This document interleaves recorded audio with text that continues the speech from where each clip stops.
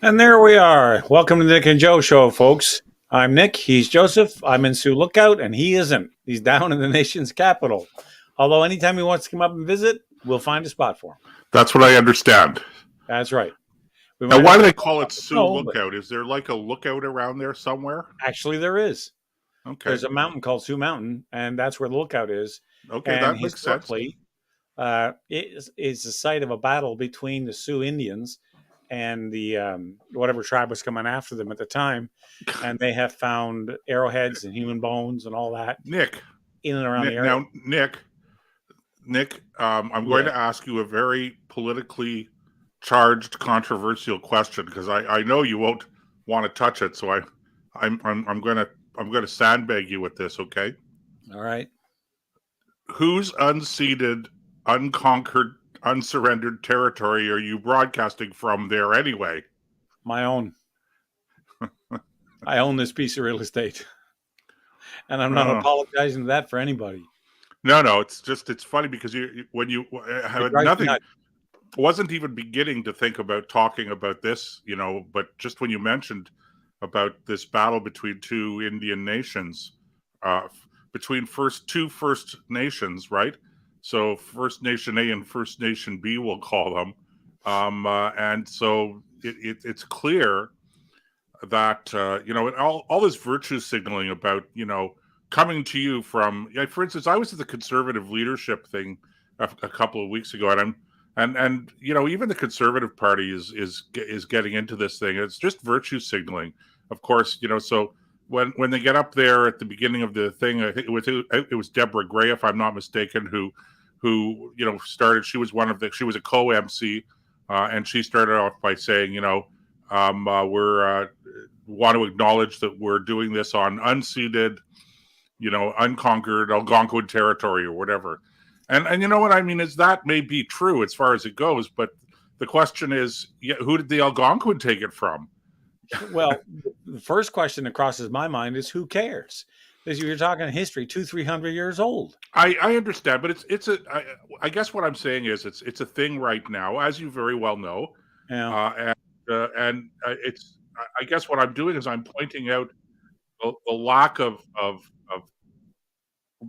logic in the approach that's being taken. I mean, it's sure you want a virtue signal if that's what you want to do, okay, and if you think it's helpful, but it's historically inaccurate. There's no way that we know that information, so it may very well be accurate to say that this was Algonquin territory, and we took it from them, or the white man took it from them, or whatever. And you may have your problems with that, of course, Nick. I understand. But whatever your problem is, I don't know for sure. Okay, it may be an historical fact, but it also is probably a historical fact that the Algonquin took that land from somebody else, and it's very possible that whoever they took that land from took the land from somebody else beforehand. So at some point in time, if you're going to go talk about unceded, unconquered, unsurrendered land, then you better have a pretty long resume of all of the inhabitants of that land before you go up to a mic and start making these grand pronouncements. That's all. And this isn't an ideological argument. It's not left wing, right wing. It's just basic common sense. I mean, use your head, people. Okay, if you want to make a statement, at least make sure you have the facts. But there's no way we know the facts. But in Sioux Lookout, we do know that there was a battle, and so the only problem is you're not sure who the Iroquois, in fact, took the land from, but you do know that the Iroquois took the land from somebody. So, speaking of the Iroquois, they certainly did take the land from the Hurons because they committed a genocide. And today on Facebook, I got into it with somebody talking about how the residential schools are genocide. Oh, give me a break. How insulting that Canada, to think that Canada ever was involved in anything like that when you understand what a genocide really is. Yeah. But more importantly, when you raise that issue about the Iroquois versus the Huron, all of a sudden it's crickets. Nobody wants to say a word. I mean, nobody says, "Oh, I guess you got a point," because that knife only cuts one way. Yeah, and there's a lot of, now I don't know whether that actually happened where you are right now up in Sioux Lookout, so far north and western Ontario, but no, it wasn't. It was down in central Ontario. certainly in Central Ontario, and that's not speculation. We have the historical record of that, and in fact, there's a whole historical site. I don't know if you've had a chance to visit it, but I have many years ago. I think it's Sainte Marie on the Huron, Yes, it is. if I'm not mistaken, and there's a whole. It's we know the record of that particular war between the Huron and the Iroquois, and the reason we know it was because and please, please, listeners and viewers, don't take offense to this, but it happened to be white men. Sorry, that happened to be present at that, and were actually also massacred by the Huron as well. But they also were keeping a written historical record at the time, so we do know what happened there, and so it's that any broadcasting from there. Even though it was Huron territory, what do you say? Unceded. It would be true to say it was unceded. Probably true, I should say, to say that it was unceded, unconquered, and unsurrendered Iroquois territory. But it would be equally true to say that it was unceded, unconquered, and unsurrendered Huron territory. Because there was a fight about it. So and there's no end to this whole subject. Right. And in the final analysis, I guess what really I find the most distressing about it, Nick, and then I'll shut up because I know I've started here, to dominate the conversation maybe too much, but the reality here, Nick, is that this helps nobody, and this is nothing more than people going making this a thing before an event and then giving themselves a pat on the back because they figure that they're doing something helpful and useful to First Nations people. Well, I have something to say about that, and that is that if you really want to do something helpful and useful, could we please find a way to make sure that all of those villages across the country have access to clean drinking water? Because I kind of suspect that most of the people who don't have access to clean drinking water in First Nations communities in this country probably don't care that somebody is acknowledging that Ottawa, the city of Ottawa, is sitting on allegedly unceded Algonquin land. So, the tragedy is that people like you and me, Nick, who are going to be criticized and vilified and marginalized because we're saying something about this virtue signaling and people going, oh, you're racist, you don't care, and all this stuff. The truth is that we're the ones that actually do care. I want to see tangible results. I just don't want to see people giving themselves a pat on the back for virtue signaling when it costs nothing for them to do it. Yeah. This is, again, you're right. It's symbolism over substance. And right. Precisely. I can't argue with your assessment that it's not helping anybody. You're not making the problem any better. Whatever problems the First Nations have in this country, none of it is dealt with by standing up on a stage somewhere in Ottawa or in any city in this country and saying, we admit that we're standing. Like, give me a break. I mean, something, Joseph, this kind of stuff, if it doesn't, I like to live by common sense, logic, and reason. Now, my logic isn't completely infallible. Neither is my logic or my reason. But in general, I like to think I get it right most of the time. And when somebody comes along and says something like that, I just want to look at them and go, dude, you're talking the 17th century. Thank you for the history lesson, Craig. Appreciate that. That's 300-400 years ago. Get over it. Whatever it was today, they have as many benefits as anybody else in this country, whether they avail themselves of it or not. Like, if you have dirty drinking water on your reserve, you don't have to stay there. Nobody has a gun to your head saying you can't leave the reserve. They can, and many have gone to different educational institutions and become very fine, productive citizens in the country. I'm not anti-native. I'm anti-stupidity. And the way we treats them like children. And I'm fed up with that because these are human beings just like you and I. They just have a little bit different ancestry than everybody else does, which doesn't matter a whit, because no matter what group you point to, whether it be Polish or whether it be Native or whether it be Dutch or whether it be French or British, or you pick the country. I don't care which one it is. It could be from Rwanda. Who cares? Once you get here and you settle in, you are a Canadian. You may be from a particular extraction, but you're Canadian, and that's what matters. And to treat people based on their heritage like children is disgusting to me. And it's why my eyes roll every time I hear this nonsense perpetrated over and over and over again by these fuzzy-headed, oh, I just want to feel good when I go to sleep at night kind of people. That's what drives me crazy. And this wasn't even on our topics list tonight.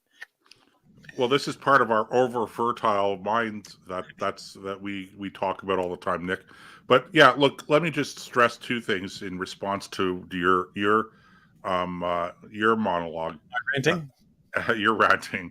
And the first is that, in fairness, there are systemic reasons why people end up still on their reservations and on these small communities, and it's not, it's a difficult thing to say. Well, I'm dirt poor, no money, no education, real education to speak of. I'm living in a community where, well, yeah, I don't have to rehearse the whole litany of problems in these communities. They're hard to escape. Okay, so I'm more sympathetic perhaps than you are to the plight of people who find themselves wait a minute, in this situation. It's not. Let me just interrupt for a second here. Yes, it's hard to escape, but so was the Irish potato famine. So was getting out of Western Europe, in the days of sail. All these things, yes, life is hard, and no group escapes that. So I'm not saying, so why should we treat? All I'm saying is accept the fact it's hard and get on with it. Right. Okay. So the only other thing I would say is Nick, that again, I think it's important to stress for, I'm not pandering here. I'm just saying that, when Deborah Gray, and I'm pretty sure it was Deborah Gray. Okay. So if I'm mistaken about that, I'm sorry to Deborah. Okay. But for whomever to get up on the podium and the first words that come out of their mouth are, I just want to say that we're doing this, acknowledge that we're holding this event on unceded blah, blah, blah territory. Okay. Well, the fact is that may, good grief. There we go. That may in fact be, made me laugh. That may in fact be accurate. It may be a historical fact. The point I'm making is not that it's untrue.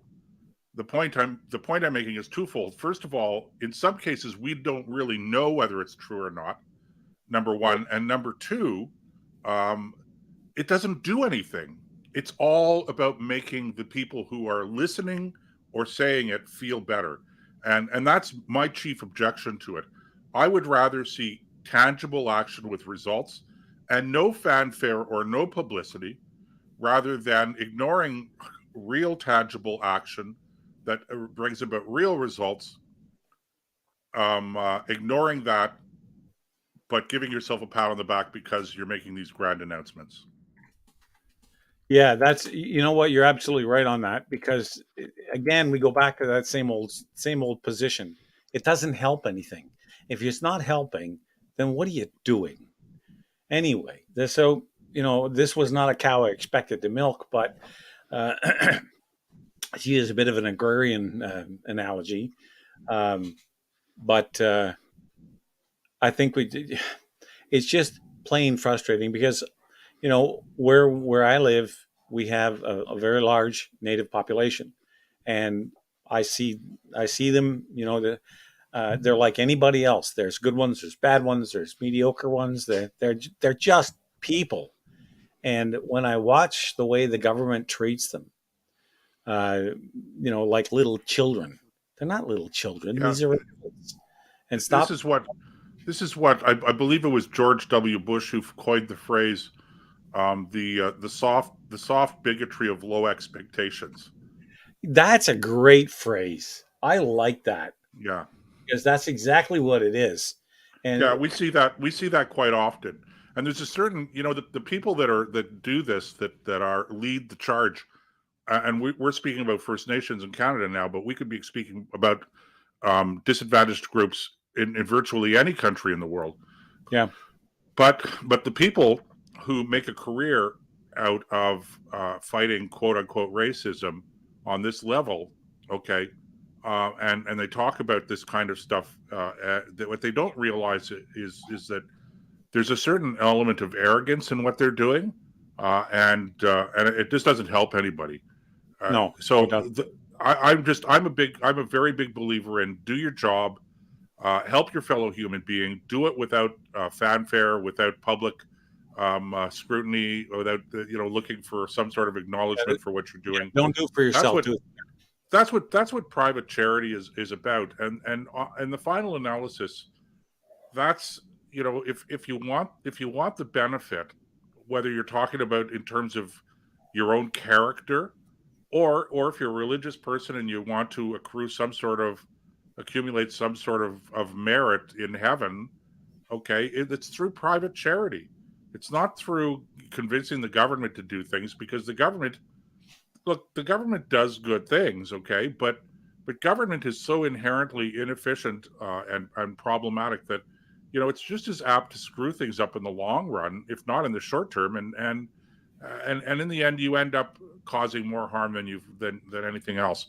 So I say, help people out, be generous, lend a helping hand to your neighbor, to your somebody down the street if they need help, and don't look for acknowledgement or reward for it. That's what real charity is, and that's Yeah. what real community is all about. Yeah. Again, there's no Yeah. room for argument on any of that You know, because go ahead. Nick, was taking part in a meeting, a town hall meeting, virtual town hall meeting the other day, with candidates in the election that I'm running in, and Right. the first question that they asked was to me, because I'm alphabetically at the top of the list. So they give me the first question, and the first question is, what are you going to do to strengthen our community and help our community association? And to be honest, I was a little taken aback by the question. I had not thought that anyone would ask this. Not that I have a problem with it, except to say that community, beware the idea of community being something that the government creates from the top down. Communities are supposed to be they're not supposed to be, they are organic entities. They are from the bottom up. If you have to go to the government in order to strengthen and enhance your community, then I would suggest to you that maybe you don't have as strong a community as you thought you had in the first place. But I will tell you this: the last thing that you want is a community being organized by government. You want government, if the government shows up on your doorstep and you're a community organizer, and there are a lot of volunteer community associations in urban areas, and Ottawa is no exception. But if a politician comes to your door, knocking on the door and saying, "I'm from the government and I'm going to," I'm here to help. what are the nine most feared words in the English language? Right?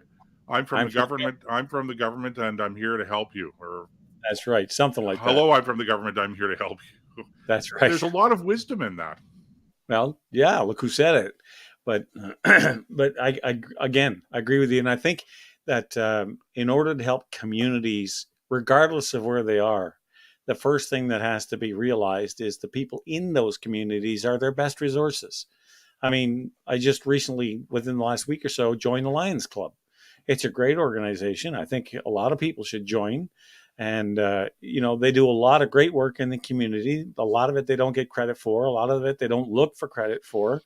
And it helps make the community a stronger place. Everything from putting up playgrounds to putting in beaches to, just doing food drives and stuff like that. And yeah, Murray's right. This has been going on for years, for decades, for centuries. Oh, sure. Yeah. These kinds of things. And this idea that people have that if it doesn't come from the state, it can't be any good, or there's a problem with it, is nonsense. Because the more the government gets involved, the worse it gets. Yeah. The old saying, the hurrier I go, the behinder I get, is a great government motto. Yeah, and unfortunately, we've raised several generations now in the belief that if the government's not doing it, then it's not getting done or it won't get done. which of course is absurd when you look at everything that we've accomplished in terms of Western civilization, and it's only a very small sliver of things that have been accomplished with the direct involvement of government. And people go, well, I've heard people say, well, we never would have put a man on the moon if it hadn't been for government. Okay, but the technology that was developed to put the man on the moon wasn't developed by the government. It may have been developed at that particular point in time by the private sector because that research was being funded by a government program. Okay, but again, it's the argument. Well, if the government had done it, we would never have invented, this problem or this technology or that. That's absurd. That's like iPhones were not invented because the government decided they wanted to create you don't cellular even phones. that sophisticated. Do you think the government had anything to do with the invention of the telephone, the radio, or the light bulb? Well, that's my point. My point is that none of this was government mandated stuff. So when people go, it's not going to happen if the government's not doing it. They're frankly, they're historically ignorant. They just, for whatever reason, they're just not understanding how civilization has developed itself. Government is. I'm not anti-government. Government is necessary. You have to have government. You have to have rules. You have to have a way of enforcing those rules. You have to. That's a society, a civilization has to have a framework and within which things work. And government is the entity that not necessarily creates, but that operationalizes, if I could use that term, that framework. Okay, I don't want to get too technical here. So I'm not anti-government. Okay, I believe in law and order. I believe in lawful authority, but I believe in limited government. And the idea that if the government's not doing it, it's not going to happen. Well, that's just absurd. It's just there are millions of true. It just isn't true. Yeah, so I would like to see a list. You really want to drive this point home? Create a list, and there will be some on one side of the ledger, but write out a list of everything invented by the private sector and everything invented by the government, and you're going to find the private sector blows the government away. Now, that doesn't mean, as an example, I had this debate again on Facebook the other day about how a lot of things that we take for granted now came out of government programs like the military, sonar, radar, microwaves, microwave ovens, the cordless drill came out of NASA, the ballpoint pen. There's a lot of things that actually started out for military use that ended up becoming enhanced and improved by the private sector. Look at the leaps and bounds in aircraft technology from 1914 to 1918. And then during the 1930s, right through to present day. All this stuff started because there was a war on and we needed to be able to give our guys the best chance at winning. But Nick, even in those cases, they went to the private sector. Take the Spitfire, take the Hawker Hurricane, take the, pick whatever thing you want. All of them. The Thompson machine gun, it was a submachine gun. It was invented by a guy back in 1911. I think the story goes he was in prison when he invented it. But the point is, even in those cases, the government didn't actually produce them. They went to the private sector and said, here's the specifications. What can you do for us? And private sector goes to the challenge.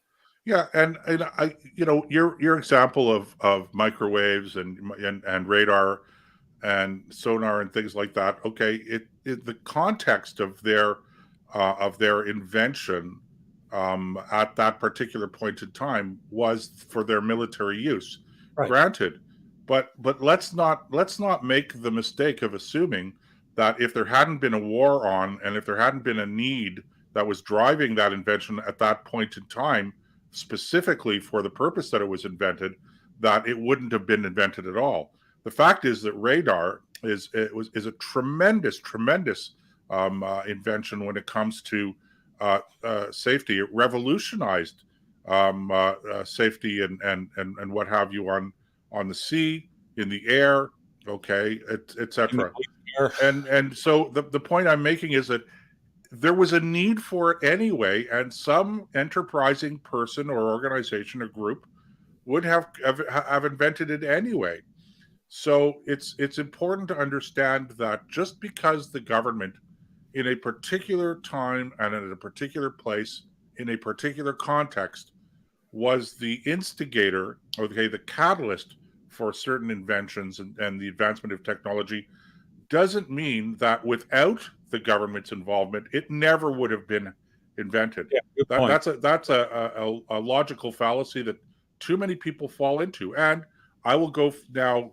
Let's circle back to people, because that's what we're talking about, or that originally what we were talking about, and that is, the argument that if the government doesn't have a welfare program, that if the government isn't funding and operating hospitals, if we don't have a healthcare system, quote unquote, that somehow or other we're not going to have healthcare. People are going to be dying on the streets for lack of treatment, et cetera, et cetera. And there's just that it's not true.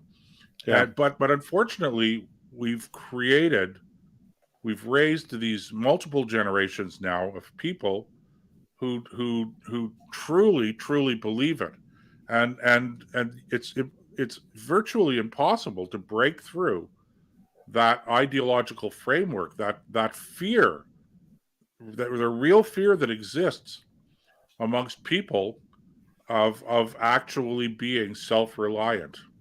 Well, I want to take the last minute here before we go to a break. Both Murray and Mark have made good points. Murray says, look at farmers and their inventions. No kidding. There's, everything from the combine to the steel plow. All these things have made major advancements in agricultural productivity. And then Mark says government needs to remember that they are employees, for which a good portion of Canadians don't seem to understand. And he's right. They work for us, not the other way around. It's, as I love to say, it's public serve us, not public service, not public serve us. Well, my saying is that the role of a government in a democratic society and a free society is to serve the people, not to rule over them. Well, that's basically, I'm saying the same thing. It was just a little. Yeah, I know. I just wanted to throw that in, Nick. There you go. Okay, we're going to take a break, and when we get back, we'll have more on the Nick and Joe Show. You guys stay right there. We'll be right back after this. We all know that climate change is real. But with countries like China and India failing to do their part, what Canadians need now more than ever is a Made in Canada climate change plan. A real plan that responds to the real-world needs of Canadians. A balanced plan that supports responsible economic growth and strengthens our essential infrastructure. A responsible plan that protects our natural environment and ensures that all Canadians enjoy the blessings of clean air, clean land, and clean water for generations to come. It's time for Canadian politicians to show real leadership in the world, putting partisanship and ideology aside. It's time for a sensible climate plan. We're the International Climate Science Coalition Canada, and we're ready to help. To learn more, visit our website, icsc-canada.com.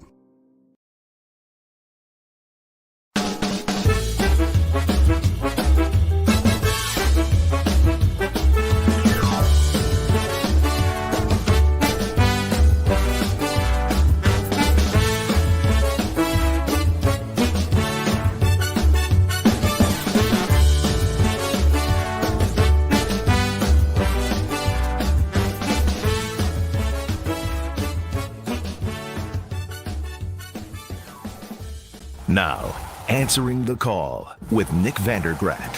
What do you do when you don't have what you need? Well, you get creative, of course. World War II, England. Doug Macbeth is an assistant to a lieutenant colonel in the British Army called Basil Munn. Basil is taking a course for senior officers, and due to overcrowding at the school, he and 4 others are billeted at an English estate. The sprawling grounds are more like a park than a residence, with rose gardens, gazebos, and even a goldfish pond. In spite of their surroundings, the officers can't escape wartime rationing. Doug turns out to be a master scrounger, finding ways to acquire eggs and some local produce from the nearby farmers who willingly make deals for Canadian chocolate bars. Doug does have a problem, though. The lieutenant colonel has developed a taste for sardines on toast. Now, sardines are not to be had in England, and the ones Doug does have come in a care package from Canada. The supply isn't limitless, but his boss's appetite is. Macbeth is running low and has no idea how to remedy the problem. He's at his wit's end about what to do. Then he takes a closer look at the goldfish pond. Early every morning, he uses the netting from his helmet to scoop one or two of the golden fin treats from their home, and after a bit of careful preparation, the lieutenant colonel is enjoying his favorite mid-morning snack. Doug never lets on, and the colonel never asks. He's managed to find a way to fill a need during wartime England simply by using his head. Doug Macbeth, another Canadian that answers the call.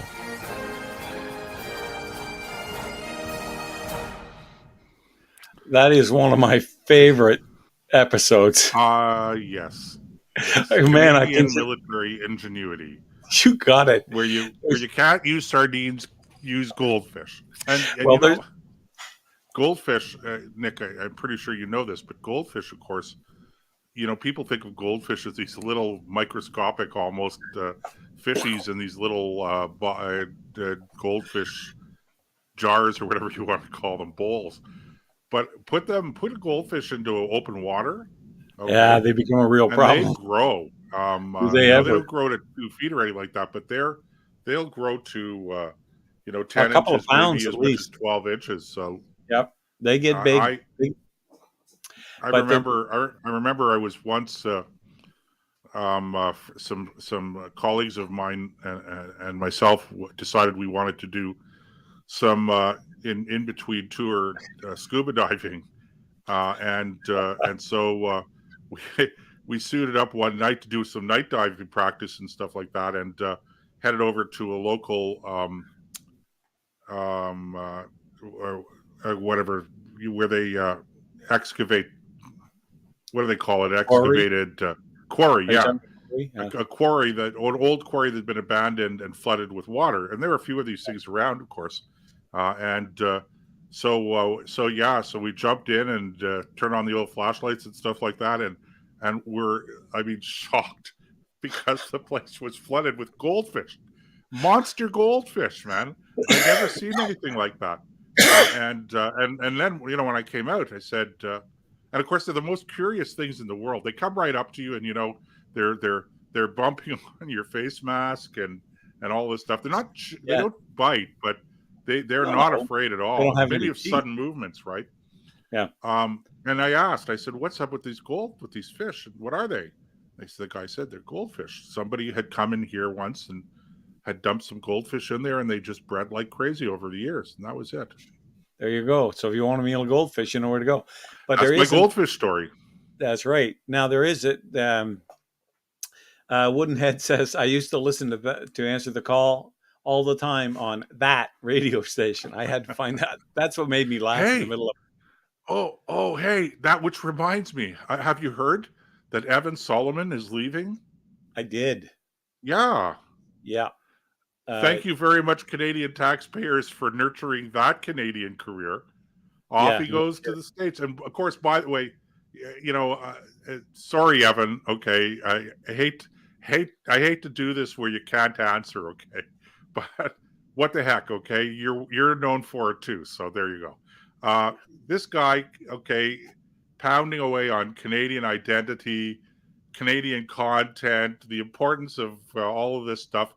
And then once he gains some degree of notoriety, off he goes to make his living in the States. Go figure. And he's only one of a parade of Canadians that have done that. And by the way, no hard feelings. Off you go. If you make millions of dollars down there, congratulations, you deserve it. I just get irritated by the fact that we're the ones, taxpayers largely in Canada, are the ones nurturing these careers, and while they're struggling to make it in the business, okay,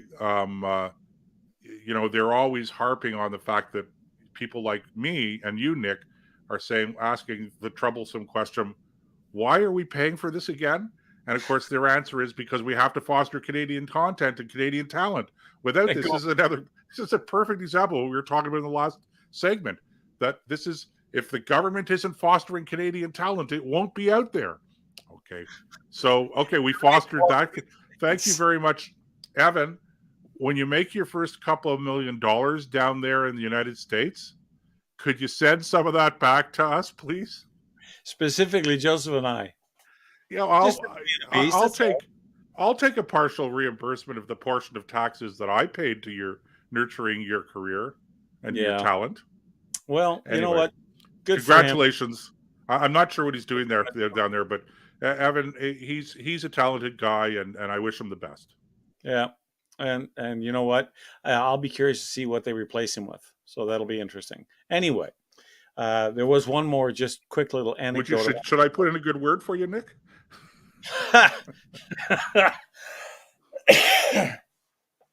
I'd go back to talk radio in a heartbeat if I thought I could, if I had the support of the station. But if I don't, I'm not going to bother because I'm not going through that again. It's the network. It's not the station. It's the network, right? Whoever. You could do your show. You could do your show every day from Sioux Lookout.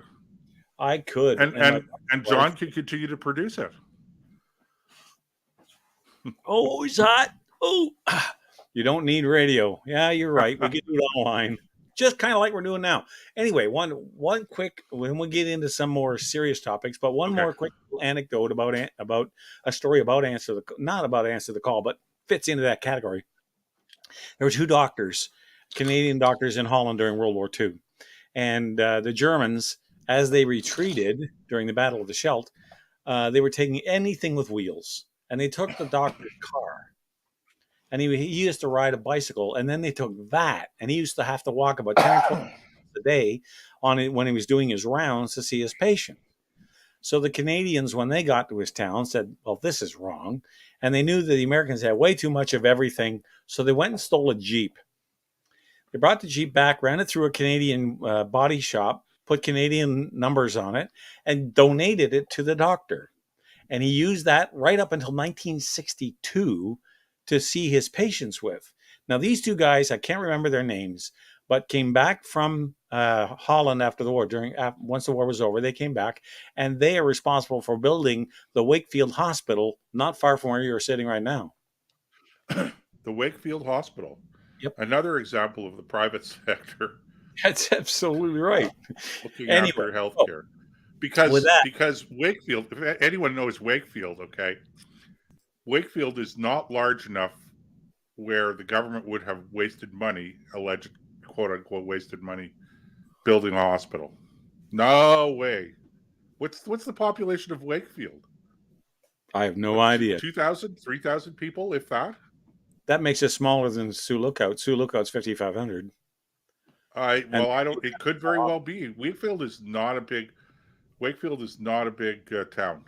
Yeah, it's historic. There's a train that used to run there all the time, a steam train. I don't know if it's still operating now, but anyway, getting back to more serious stuff. Yes. There is, if I say to you, and I know that a lot of people have already talked about this story, but there's an angle I want to. Well, hang on, I stand corrected. 7,000 people, almost 8,000 people. Okay. Well, Sioux Lookout can float a hospital. I guess they can.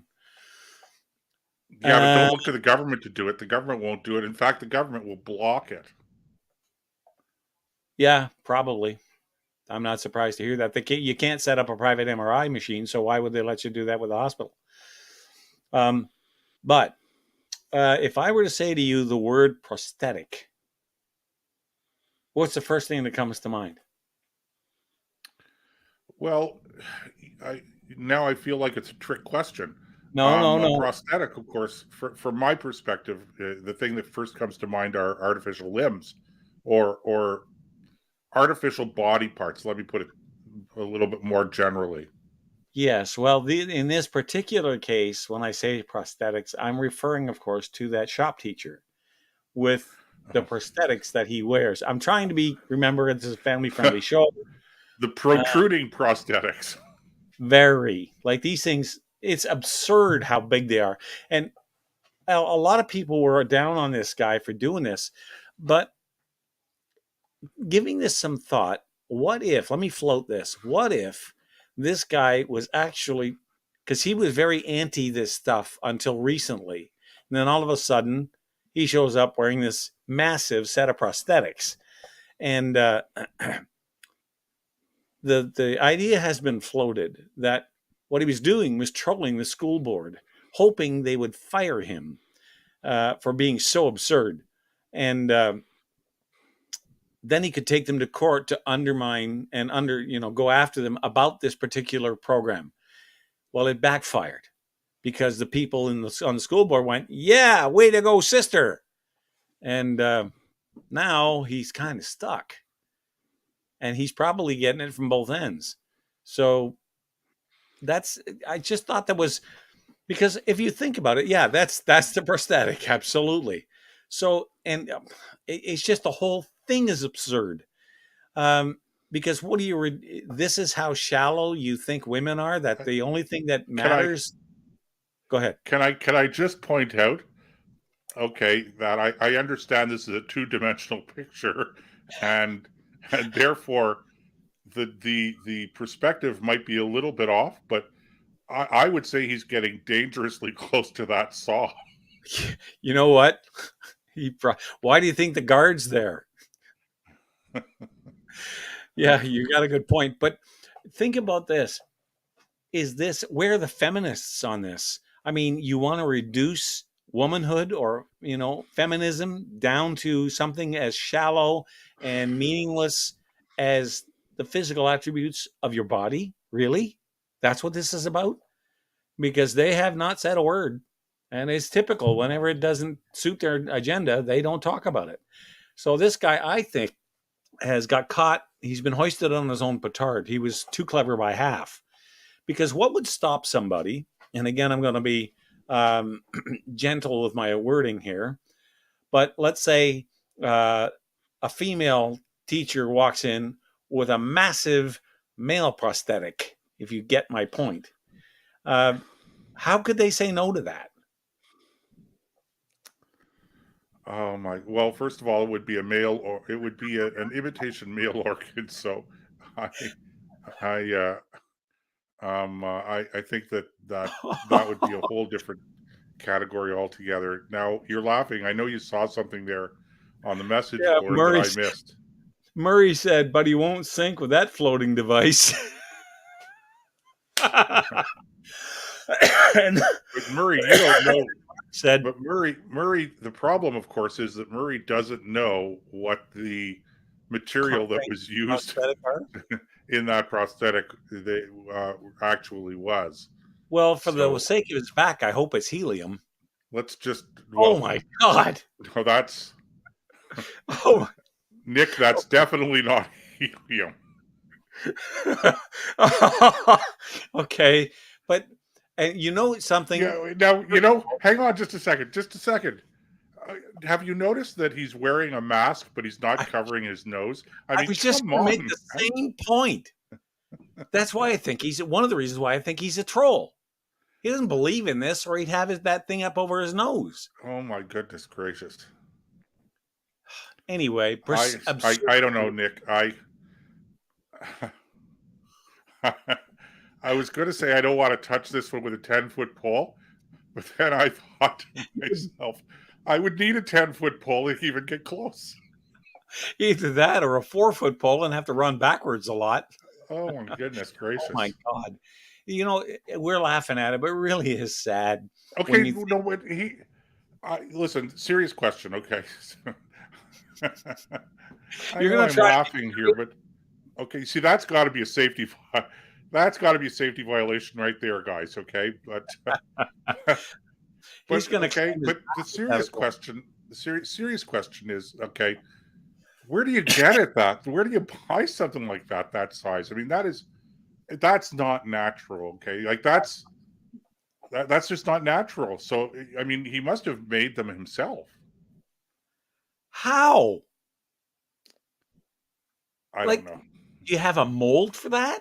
Or make a mold? I don't know. We used to make aluminum castings in Fleet Maintenance Group, or you could make anything you wanted to as long as you Not of female mammary glands, I'm sure. Although I'll tell you, if some sailor had figured it out, he probably would have. Well, and these days with 3D printing, you could easily do that. Maybe that's how he did it. So who knows? But who knows? Again, it's pathetic that, first of all, the kids have rebelled. There's the attendance at his class has dropped to almost zero. Pick one of the be outside layers, so one needs the elastic allowances trimmed from. Oh, you gotta be kidding. Really? Okay, So, well. It's 2014. Anyway, so I had to bring that up and throw that in the mix because it was just, I really honestly believe this guy got caught in his own cleverness, and now he's paying the price. I had not thought about that. It does. There is a certain logic to that because I can't imagine that he's doing this, seriously. I mean, except to make a point. Yeah. Well, again, but now what does he do? Does he say, "Hey guys, I was kidding," and take them off? Because no matter what he does now, he's screwed. Yeah, he really, if you if you could fill them with helium, that would be another one of those private sector inventions. Hey, come for a ride in my hot air balloons. Oh my God. I can't believe we're talking this way. Oh dear. Thank goodness the internet is not regulated yet. Obviously. And Craig makes this is almost, Nick, I got to say this, okay? This is almost as funny as Justin Trudeau, making headlines, bungee jumping. And the rope break. This is, and I'm not throwing stones at the Prime Minister for doing it. Okay, whatever. It's a thing. People in that generation, they get their kicks out of doing these kinds of things. In our generation, we kind of got our thrills out of doing real things like, hunting submarines and stuff like that. But now, nobody wants to be. We have to get our thrills out of doing something that's not real. Bungee jumping is real, but it doesn't accomplish anything. So that's how you get your thrills. Good for him. He did it. But what I really funny is, okay, we're killing me. No, that is not Justin Trudeau before he bungee jumped. Maybe it's him. I just want to make that clear. That was either John being funny, our producer, or making a mistake. I don't want anyone emailing us upsetting because we misrepresented the Prime Minister. Oh my God. But can you imagine, it kind of reminds me of the pictures of Putin, horseback riding shirtless with his shotgun, or Putin bear hunting, right? Like here's the other thing, who goes bear hunting shirtless? Who goes hunting period with a shotgun shirtless? Well, look, seriously, it's not as absurd as this is. What, the bungee jumping? Well, no. I mean, both of them are. This is Justin's Putin moment. Yeah, well, unless of course it inflicts the kind of bodily change that we saw with the prosthetics, because of course he's got to be wearing his lumberjack jacket there. Yeah, like he knows what a lumberjack is. He's probably never seen a chainsaw and a double-bitted axe in his life. Yeah. Well, I happen to know that he knows what to do with a key in a car, and not putting a key in the ignition.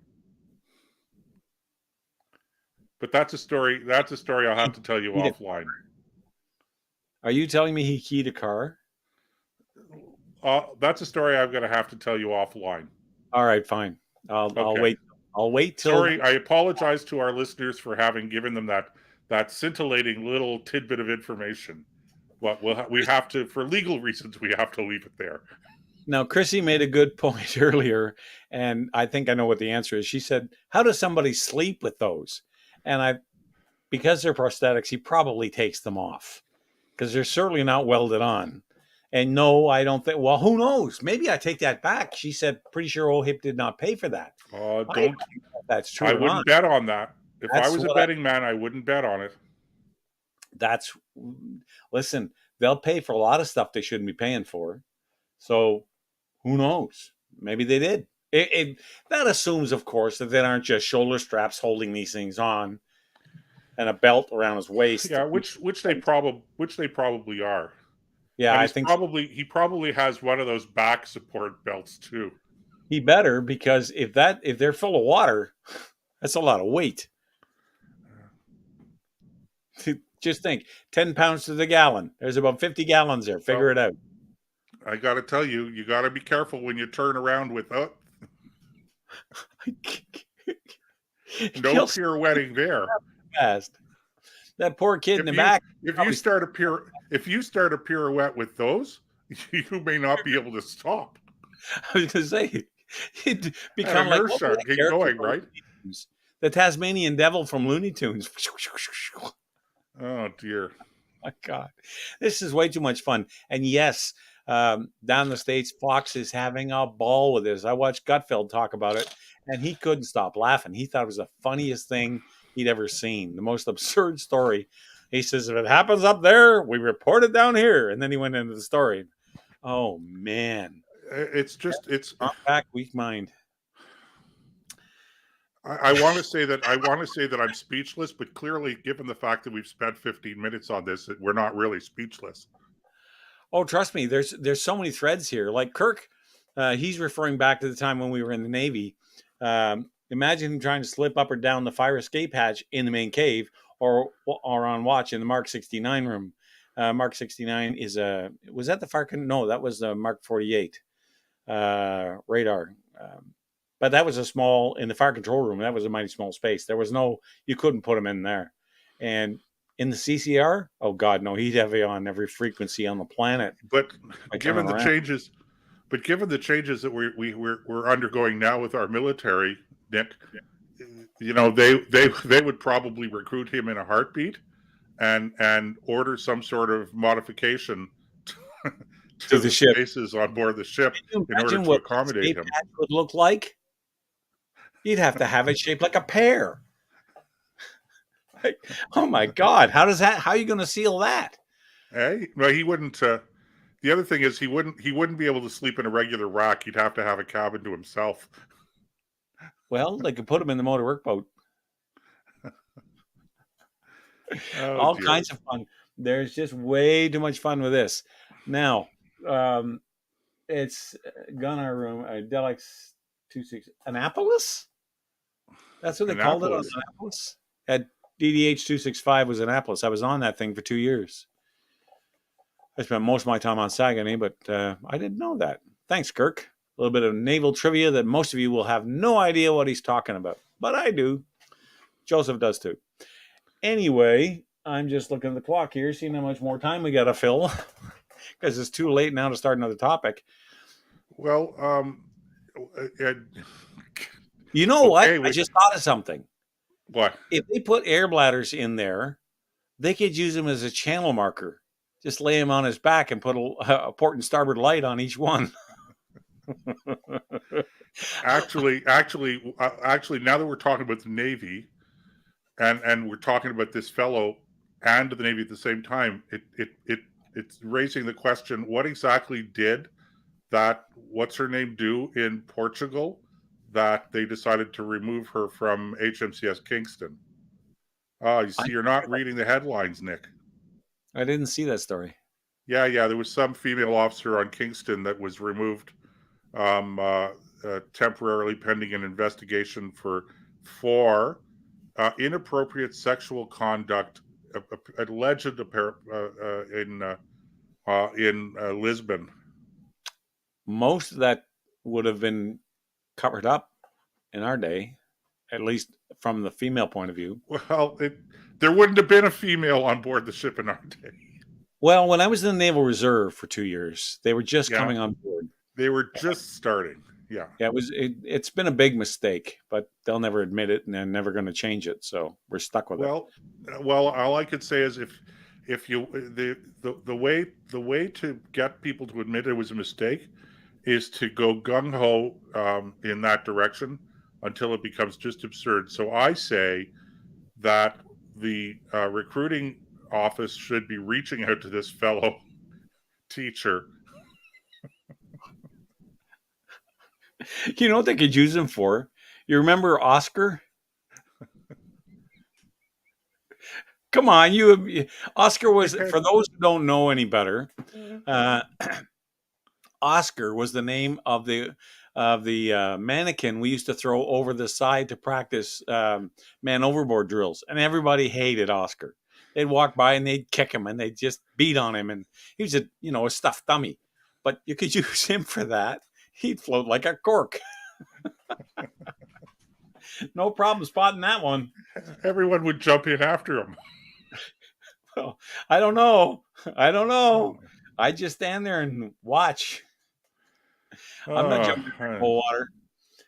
Anyway, they'd have to invent a whole new uniform for her, though. Him, her, zer, them. Zer, bim. Them. Yeah.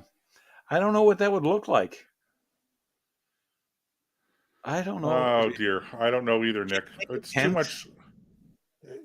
Which just goes to show that what's the saying that real life is funnier than comedy? Yeah, or something to that effect. Fact is stranger than fiction. Fact is stranger than fiction. That's the saying I was looking for. Yes, I'm a little slow on the uptake tonight, Nick. I'm just not getting my witticisms quite there. Well, we'll work on you, Joseph. We'll help you. Don't you worry. If you need a prosthetic to help you, we'll make sure there's one provided. Yeah, prosthetic brain. That's anyway. I know. Yeah. Young Frankenstein. Discrimination. Myron, are you accusing us of discriminating on subconsciously? Is that what you're saying?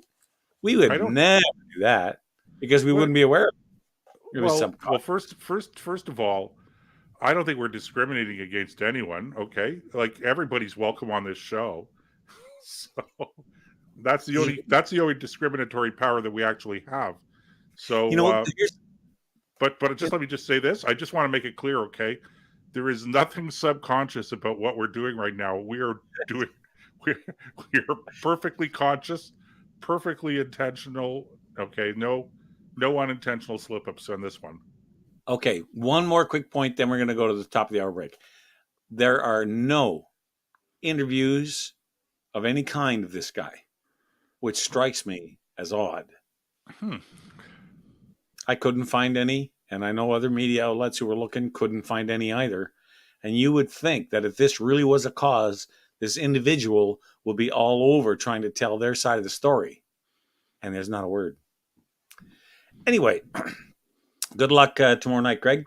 And with that, we're going to take a break here on the Nick and Joe show, where it's top of the hour. So we got a couple of minutes. Go and get a refreshment and maybe something to nibble on while you listen. And try not to laugh too hard because we wouldn't want anybody choking. We'll be right back after this on the Nick and Joe show. Who says you can't turn the clock back? Experience the excitement of open-air flying and see Canada's National Capital Region like you've never seen it before from the open cockpit of a vintage 1930s biplane. Are you up for the adventure? Put on your helmet and goggles and strap yourself in. Book your flight today. Go to OttawaBiplaneAdventures.com. That's OttawaBiplaneAdventures.com. Ottawa Biplane Adventures. The adventure begins here. Oh my gosh, that was so exciting! I gotta do it again.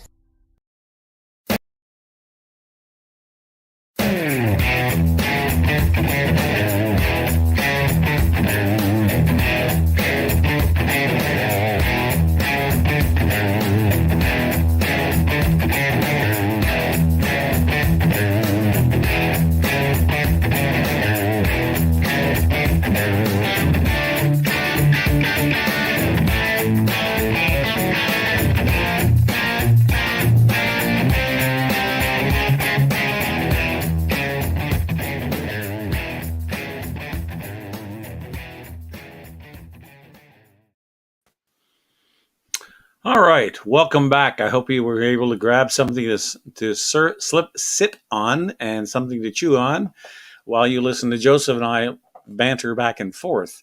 I thought it was about time we got a little bit more serious, Joseph. And I'm a little bit torn about which story to go with first. Let's do this one. Comes to us from the CBC, so we know it's absolutely reliable and not tilted in any way. There's been an upsurge in violence in Haiti. The article headline reads, as gang violence consumes Haiti, donor nations, Canada included, seem reluctant to get involved. Now, let me share with you just the first 2 or 3 paragraphs so that people have an idea of what it is that we're talking about. Haiti's been lurching from crisis to crisis for a long time, but at no point in the recent past, perhaps not since the immediate aftermath of the 2010 earthquake, has the country's plight seemed so hopeless and to so many of its people as it does today. Caribbean leaders traditionally opposed to outside interventions are facing an influx of Haitian boat people fleeing what Bahamian PM Philip Davis calls a failed state. The Dominican Republic has deployed its army over the border with Haiti to prevent spillover from what its president Louis Abinader calls a low-intensity civil war. We must act responsibly, and we must do it now. Thousands of people are dying. The gangs that claim control over as much as 60% of Haitian territory are killing hundreds of people a month. Okay, so that's the situation down there. And we had been pouring in millions of dollars a year. We'd sent down a large contingency of police and security forces to help teach the Haitians how to run their own police forces and get a handle on this stuff. And it's all just collapsed. The earthquake took place in 2010, as the article indicated. What I want to know, besides this spike in violence, I mean, people, if we've spent billions, and by we, I mean the West, has poured billions into Haiti. What I can't figure out is why is it still a third world country? They could have rebuilt that place 2 or 3 or 4 times. Where is all the money going? Because obviously it's not going into sewers, roads, houses, infrastructure of any kind, police forces, any kind of military. None of the things a normal state has. Elected parliament, the people, representatives for the people to govern the country with. None even of these. An unelected parliament. What's that? It doesn't even have an effective unelected parliament. Well, what it's got is gangs sitting in City Hall. It's anarchy. It's anarchy. Absolutely. It's a total anarchy down there. So where is all the money? I don't have an answer to that question. I think it's time we started asking it. Well, I have heard some people asking that question, and it's a very fair question to ask, Nick. I don't know where the money's gone, and probably it's gone, period. Probably beyond being recovered. But what's happening in Haiti right now is I think it's actually, am I going to be bucking the trend here? Okay, but this is a very strong argument in favor of the old League of Nations mandate process, where a member state of the League of Nations prior to the Second World War would have, under the authority of the League of Nations, a mandate to administer the public affairs, the government of a particular territory, with the idea that at some point in time that territory is going to transition into an independent sovereign state. And I think this is a perfect case where something like that, I think, would work. Of course, you would have to have whatever the country is of the United Nations. I don't think the UN as an organization can do it. I don't think the UN as an organization, generally speaking, is very effective at all.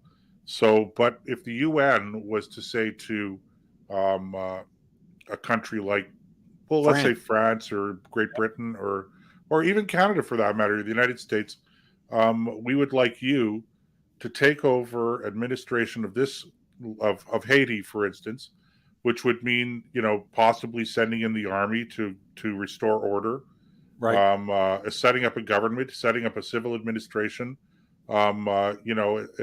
basically putting in place all of the infrastructure that's necessary for a functioning modern democratic society or state uh, before then moving out.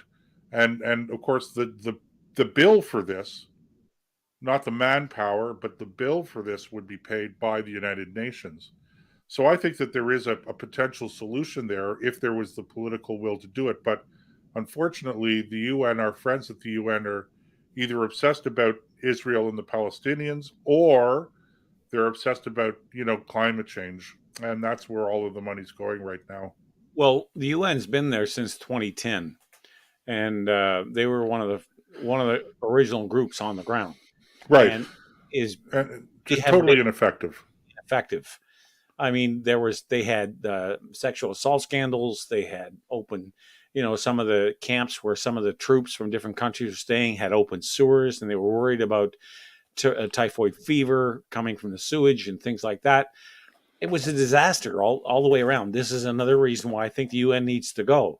Not only do we need to leave it, but it needs to be collapsed inward on itself and have a league of democratic nations, which each Right.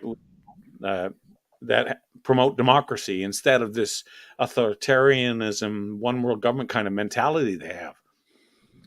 But are you saying then, let's say it was France, because they have a lot of people in Haiti. Haiti have French roots.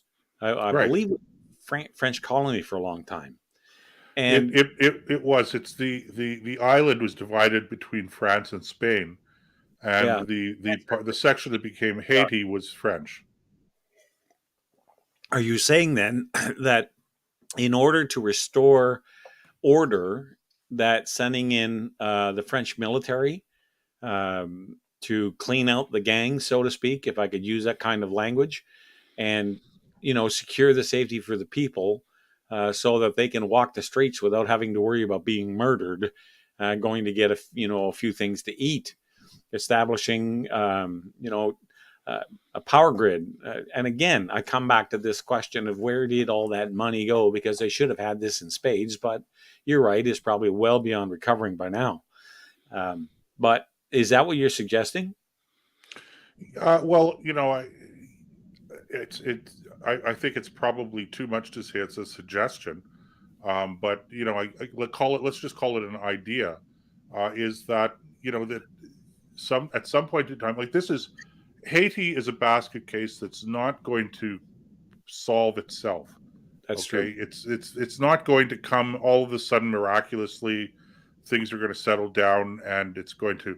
So, this to me, this is a textbook case of what the United Nations should be involving itself in.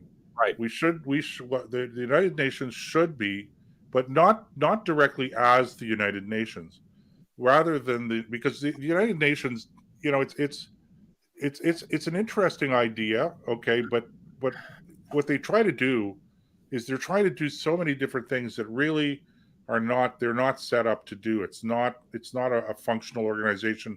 Like the idea of peacekeepers, okay? Peacekeepers, it's not something that you need the United Nations to be doing. Intervention forces. I mean, if you look at the places where the United Nations has intervened as the United Nations without the particular backing and leadership of individual countries like the United States, for instance, in Korea. Korea was a United Nations operation. That's right. But it was really the show was run by the Americans, okay? With, of course, there was a Canadian contingency there and different countries, Right. different countries that were part of the United Nations, but the show was run by the Americans. You have to have somebody running the show that knows what they're doing.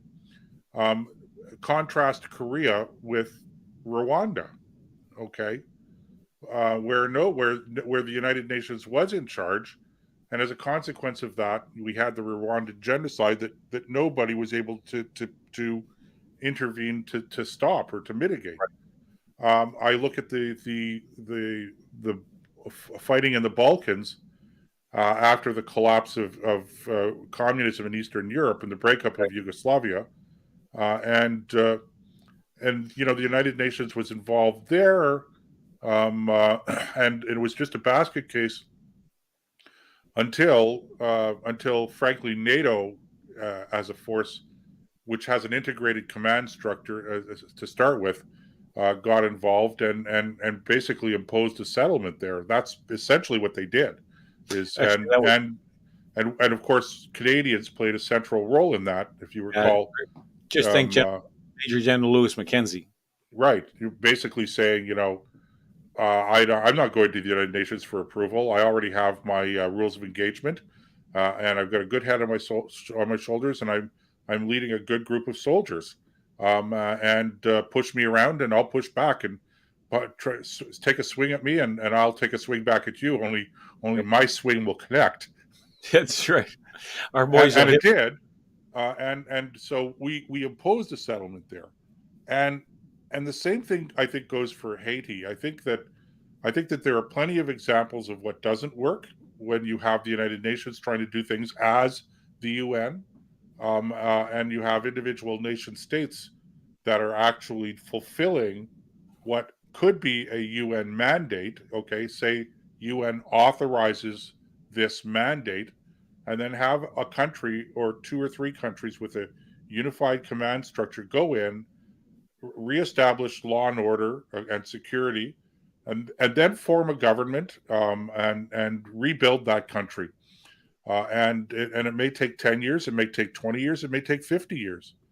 But that's essentially what you have to do. You've got to be in it for the long haul if you do that. There's no question, because the funny thing about this stuff, Nick, is, just to put one final thought on it, is, yeah, you have to be ready to be in for the long haul. But the funny thing is that sometimes when you reestablish law and order and you actually start cleaning the place up physically, and it's creating some sort of physical workable infrastructure, and you put together an administration that involves the local politicians, sometimes, even though you have to be prepared to be there for the long haul, sometimes the things come together quite quickly. And all you have to do is look at the occupation of countries like Germany and Japan and Italy after the Second World War, how things came together in those countries fairly quickly. Yep, that was the McCarthy plan that did that. Anyway, the George wasn't McCarthy. It was George General George. What was his name? The only George. I'm having a incipient Alzheimer's moment. Okay, well they had George McClellan. No, it wasn't McClellan. He was the general in the Civil War. Marshall. That's what it was. George Marshall was the Marshall Plan. Okay, I'm thinking of something different.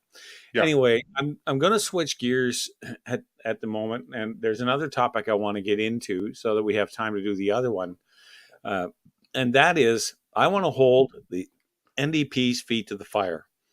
I am sick and tired of looking at Jagmeet Singh standing up in the House of Commons and demanding that the Liberal government do more to help Canadians.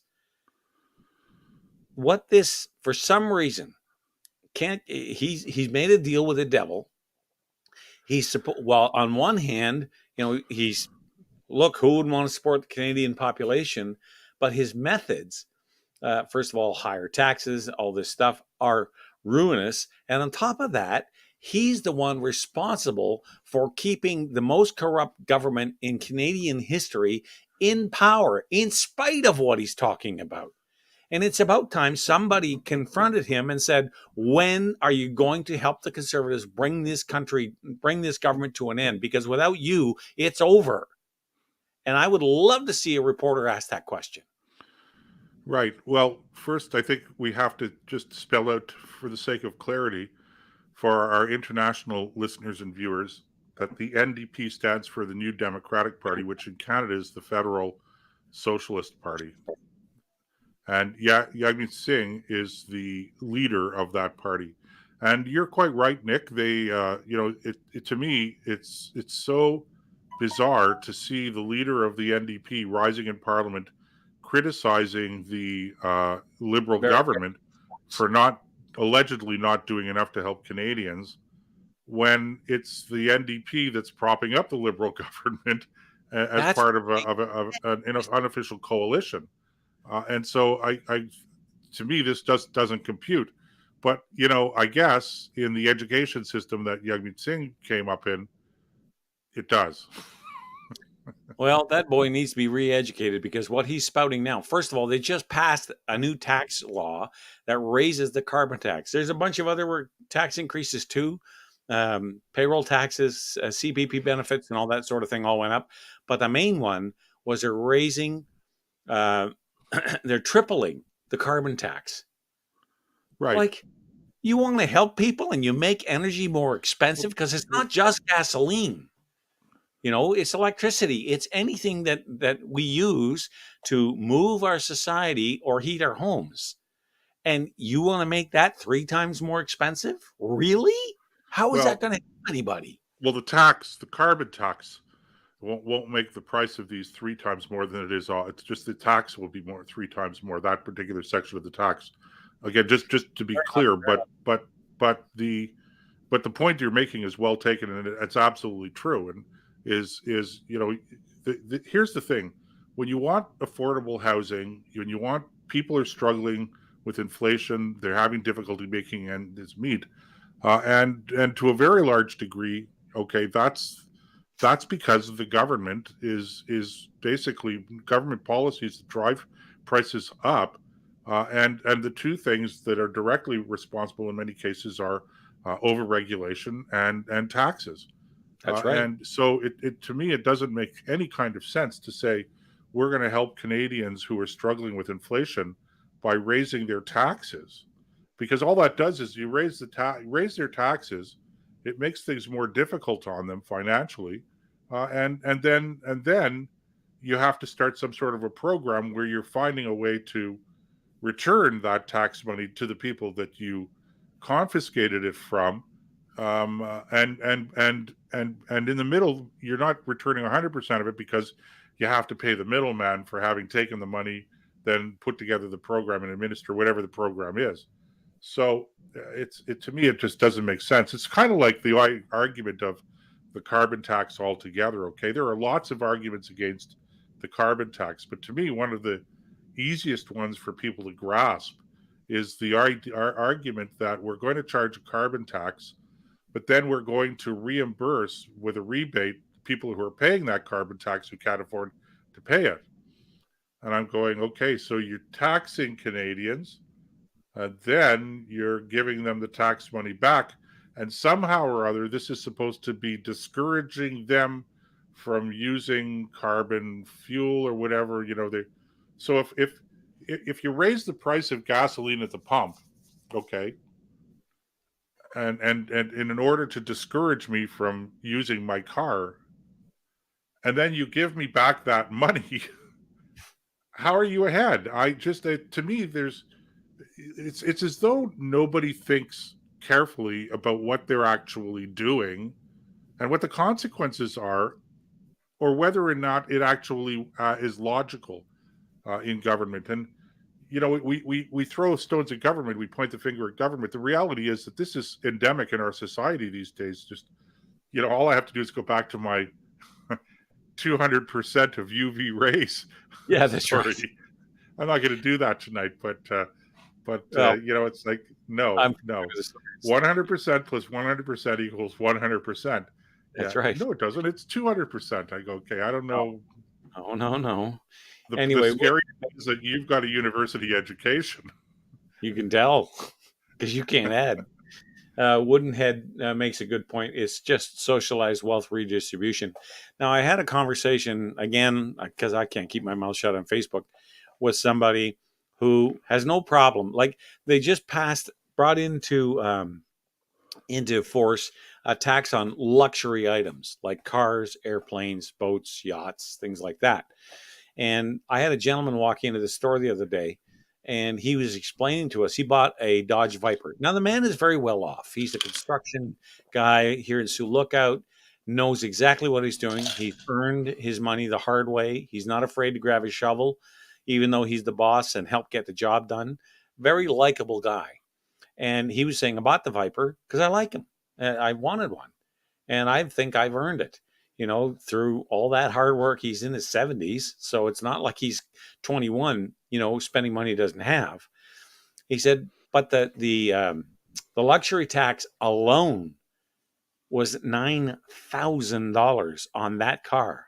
And he told us about a bunch of other things he had to pay for. And he said the government made more money on that thing than Chrysler did. Now, the reason I mention that is because I got into this conversation with a guy who was saying that, well, I don't care. Let them, we got to tax the rich for their fair share. Well, first of all, they pay the lion's share of taxes. So how much do you think is fair?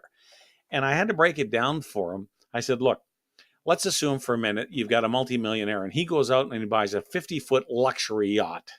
Okay, he goes to the architects, I want to call them naval architects, but marine architects we'll call them, and says, here's what I want, design it for me. Okay, so he employs the company to design it. He has to pay for that. And out of that money, the company pays the architects and the other people involved in the designing of this. Then it's time to lay the keel. And from the keel right up to the radar, tip of the radar, everything that goes into it has to be purchased, installed, tested, taken to sea trialed before he ever gets his hands on it. And everybody involved earns their living on the fact this guy just spent $150 million on a yacht. How much do you think the government would make if they tax those incomes at a lower rate and let the other guy make the purchase? They'd make a lot more money, and he just couldn't get his head around that. And that's how the economy works. When you punish the wealthy, that the NDP love to do, all you're doing is hurting everybody. This is what Reagan meant by trickle-down economics, and that doesn't work. It never works. It only makes the rich richer. No, that's nonsense, because that's exactly how our economy works. Well, even if it makes the rich richer, who cares? I mean, that sounds to me like a little bit of envy and jealousy. Yeah, Look, I don't care if the rich get richer as long as the poor are getting richer too. And maybe the rich are getting richer at a faster pace, but they're still employing people, and that's the way it is. Look, I hate this idea of the rich not paying their fair share because you mean both. Because it begs the question: what exactly is one's fair share? If you want fair share, everybody pays the same percentage, irrespective of their income. That seems to me to be the fairest way of having fair share. Because if you have the rich spending more, earning more money at the same percentage, they're going to be paying more in taxes anyway. So, right. The idea of a graduated tax system, I'm not arguing necessarily against it in principle, but I am saying, knock off this argument about the rich not paying their fair share, because it's a perversion of the term fair. Okay, what's fair? I charge you more percentage wise, because that's all we're talking about here. Because the rich, whether they're paying at a flat rate, the same rate that you and I are paying, or somebody with a lower income are paying, they're going to be paying more taxes. So you don't actually have to have a graduated tax system for the rich, so-called, to be paying more. So it's a perversion of the term fair. Really, what you're doing is you're saying to people, young people out there, if you're jealous, then you can whine and complain about it because they're not being fair to you. I'm going, okay, well, that's not the definition of fairness that my parents raised me on. And, my parents were not rich. So, they didn't believe that you should be envious of people that are making more money. But circling back to the point that you've made, Nick, is that, $100,000, let's say $1 million, let's say $1 million yacht. Okay. I spend $1 million on a yacht. Well, that's the reason that yacht is $1 million is because $950,000 was paid out to other people who were involved in the design and construction of that yacht. So it's not, if you say to the rich, because this is the other effect of taxation, right, is that you discourage the economic activity. So that guy might just turn around and say, well, in this case, I'm just not going to buy the car. Okay, well, if you got enough people doing that, then you're throwing people out of work. Right. So it's because nobody's buying the product, therefore nobody's going to build the product. Yeah, and that's really the fly in the ointment to their argument, is the fact that, first of all, Kirk mentioned Leonardo DiCaprio. How much did he pay, for in taxes on his yacht? I don't know that it's flagged in the States. It's probably flagged in some Bahamian country or something. Who knows? But Paul Martin had this problem too. when he was prime minister or minister of finance. I can't remember which one it was, but he got caught with a lot of his steamship line flagged out of, I think it was Panama, to keep the taxes down. So on one hand, they talk about us paying our fair share, but our leadership takes every advantage they can get their hands on to avoid paying their fair share. I mean, if they really believed it, he'd never do that. He'd put a Canadian flag on those ships, and he would pay Canadian taxes to set the example for the rest of us. But that wasn't at all. Yeah, and of course, the thing that again people have to understand is that the problems that we're illustrating now, that we're talking about now, are endemic problems to government. There is no perfect solution to how we tax people. There are always going to be conflicts. There's always going to be envy. There's always going to be arguments that somebody's not paying their fair share, etc. So, but the problem, that's a problem that won't go away. Okay, that's just part of the nature of government. So the point I would make is that knowing that you're going to run into these conflicts and inefficiencies, etc., in government, that just makes it all the more important to have as minimal government as possible. Again, this is not an anti-government argument. I'm not anti-government. I'm just anti-behemoth government. Okay, trying to do so many things that it really is just not designed to do, and you just lose so much in inefficiency. And this again drives me crazy when I hear politicians say that we're going to freeze taxes or keep taxes low by finding more efficiency in government. Well, there's only so much efficiency that you can get out of government. Okay, here's a good, being former military people. Okay, you go off in your frigate or your destroyer and on exercises, and we would regularly blow over the course of a day on exercise, millions of dollars in ammunition. Okay, practicing. I mean, I can't think of is there any more inefficient? And how do you say this? Okay, you turn around and say, well, okay, you can't spend $1 million a day on wasted ammunition. We'll let you spend $500,000 a day, okay? And you go, well, how do you determine what is efficient and what is not efficient in that context?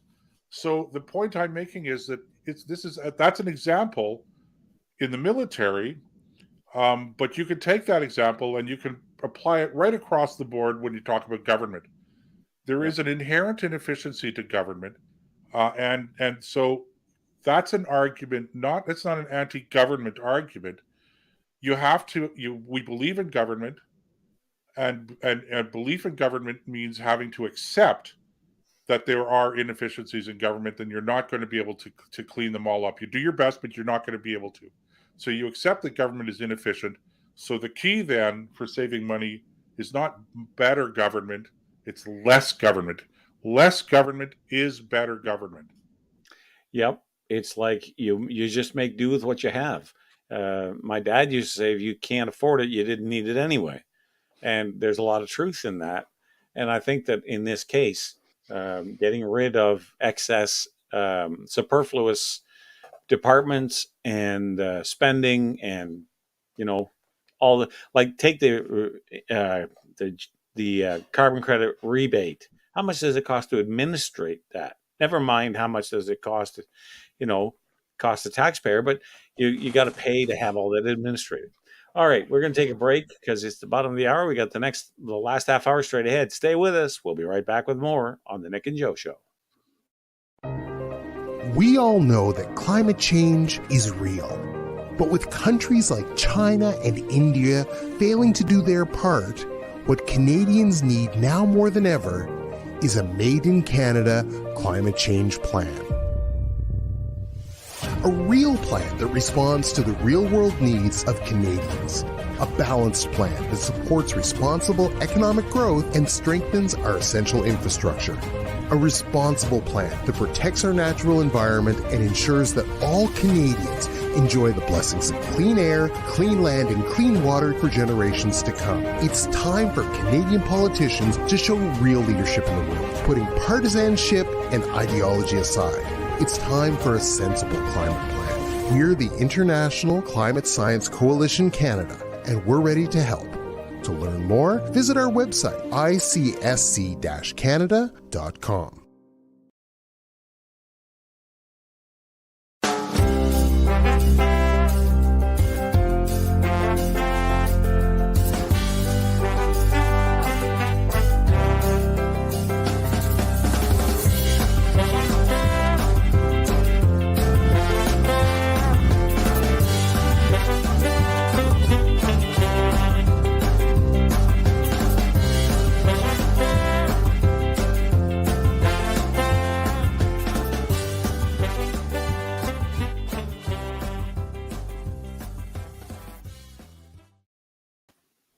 All right. Thanks for staying with us, folks. We got another half hour straight ahead. And Joseph, I want to change topics again because we're good at that. There's a story about Alberta. You know, the more I learn about Alberta, the more of a place it seems, if you're going to live anywhere in the country, Alberta's it. This headline comes from, what's the name of that organization? I know it. The Post Millennial, that's it. Alberta vows to block Trudeau's anti-firearm agenda. Okay, well, that got my attention. And let me just share a few paragraphs here. Over the summer, Federal Public Safety Minister Marco Mendicino,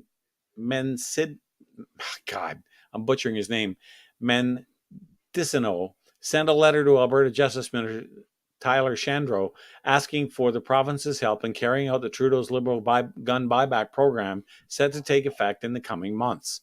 On Monday, Shandro publicly decried the federal government's attempt to target law-abiding citizens, announcing that Alberta would be taking steps to resist the mandatory turning over of firearms. In a press conference on Monday, Shandro revealed that he had, under the authority of the Provincial Police Services Agreement, sent a letter to the Alberta RCMP Deputy Commissioner Curtis Zablocki, urging him to direct the force not to participate in the federal program, saying it was not an objective priority or goal of the province or the provincial police service. Okay, well, first of all, kudos to him, the minister from Alberta, for standing up to Trudeau and this completely unnecessary, next step in Mendocino. Did I say it right, Craig? Mendocino? I was trying my best not to butcher it. I try to get people's names right because, it's not about their name. It's about their policies that I care. Anyway, but I think Mendocino. There we go. See, that's what John's there for. Keep me on the straight and narrow. Anyway, so to see a province stand up and say, we're not doing that. And we're not going to make it easy for you to do it. First of all, it's a federal mandate, not a provincial one, and we want nothing to do with it. We don't see how, I'm paraphrasing what he said in the article, we don't see how taking firearms from legal law-abiding citizens helps in any way reduce gun violence or anything along that line in Canada and especially in Alberta. And you know what? The more I read about Alberta, the more I'm not moving there, but if I had to, that'd be where I'd go. Because, man, I'll tell you, these guys, at least this current government, seems to have the right attitude in a lot of areas. You can't just walk in and take somebody's private property just because you think it looks dangerous, even though it's never done anything. The people involved who use these things for sport shooting and hunting and things like that have never used them in an illegal way. You just can't take it away from them. Because once you start that, where do you draw where's the line? Where do you say, okay, are we going to go down Britain's route and have a knife registry and arrest people who happen to be carrying potato peelers in their pocket, like some poor slob in Scotland went through? I mean, it just gets absurd beyond belief. So I think that this is something I would like to see all the provinces do. They won't. Certainly not Ontario. For some reason, Doug Ford has abandoned most, if not all, of the conservative principles he was supposed to stand for, including this one. You can't have private property without a warrant, and you better have a damn good reason for wanting it. Anyway, so that's kind of my attitude about that. I'm just curious to hear what you have to say about it. Well, Alberta is a little bit of a schizophrenic place these days. It's in some areas it's fairly conservative, or maybe even leaning libertarian, and in other areas I don't know. So it's if I would actually argue that the focal point of conservatism in Canada these days is southwestern Ontario, on a wide range of issues, including firearms, the rights of law-abiding firearms owners. But here's the thing, okay? Let's obviously I'm against the confiscation of private property on some sort of a whim that it's going to solve the problem. I mean, I actually have a solution to gun violence. I think it's very simple. If you use a firearm in the commission of a crime, you should have a minimum mandatory sentencing of, say, 10 years. And if 10 years doesn't stop it, then make it 15 years. I don't care. Now, there were some tentative attempts by the Harper government to introduce mandatory minimum sentencing on a number of different areas of jurisprudence. I remember that, yeah. But the courts struck it down, and there was a lot of opposition to it amongst judges that said we weren't going to enforce it, etc. Well, here's the thing, okay? Again, I have a solution to this, and that is that, if a judge doesn't enforce the law, okay, then you fire the judge. Okay, yeah. There's a process for firing judges. We do believe in an independent judiciary, but we believe in an independent judiciary that follows the law. Right.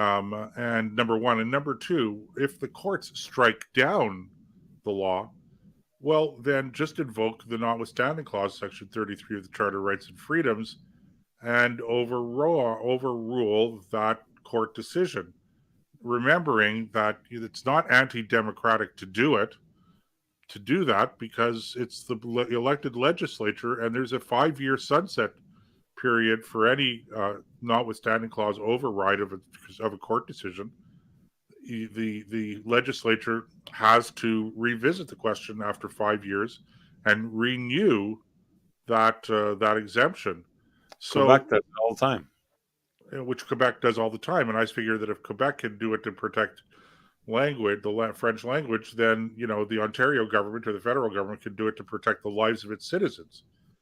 So I think that what you have to do is you have to stop treating certain things like this as social problems or as economic problems or as, problems that we have too many firearms out there. Whether we do or we don't is beside the point. The fact is that there are certain bad people out there, for whatever reason, who are breaking the law. They're hurting people, they're hurting innocent people, and they need to be held to account for that. And if we have to strengthen the laws in order to do that, then so be it.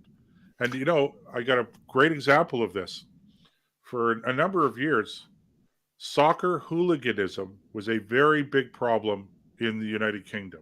Yes, it was. And it got to the point where British fans were being, and clubs were being banned from playing on the continent because their fans would come and they would have riots and all kinds of violence. And so different countries were saying, we don't want your teams coming to this country to play. And so this was during the Thatcher years. And say what you will about Margaret Thatcher. I mean, she didn't horse around about a lot of things. And this is one that she didn't. So one of the little known things that Margaret Thatcher's government did was they passed emergency legislation that anybody that was arrested and convicted of soccer hooliganism, for want of the proper term to use, would get 2 years in jail or whatever it was. And you know what happened? Bang! It stopped overnight. Well, look at what Rudy Giuliani did in New York City. Okay, he cleaned that place up by going after the little crimes, the people that jumping turnstiles and breaking windows and putting up graffiti, because it was only a small percentage of the population was committing all the crime. Now, that's not true anymore in the United States. If you've been watching, they've got a major crime wave going on down there all across the country because of this idea of defunding the police. Judges are releasing people. There's no cash. Only a small percentage of people that are committing these crimes, Nick. It's not, when we talk about a crime wave, there's a lot of crime, but it's repeat offenders largely. And Like, that was I the guess genius that's of what I'm saying. Giuliani. Was basically, he said, "Look, let's catch them when they're young, and their crimes are relatively Minor. minor. Punish them, hold them accountable, uh, and uh, and it's these are the people. If they repeat, they're off the street. So we don't give them an opportunity to repeat. And Well, if they go back on the street and they don't commit crimes, then that's great. And that's what really drove the crime rate down. right. Well, that's not the case in New York City, as an example. It's one of the most dangerous cities in the United States, Right. if not North America. I would probably say it is. They have a crime wave that's just unbelievable. What's going Right. on in New York It's still City not and as, in other cities? but it's still not as bad as it was. It's still it was in the 60s and 70s Okay, and well, all moving right. into the 80s. It was pretty bad, Nick, and so it's bad again, but it's not quite as bad as it was then. But it's definitely the trajectory is definitely going in the wrong direction. And New Orleans is another example. Thank you, Mayor. Right.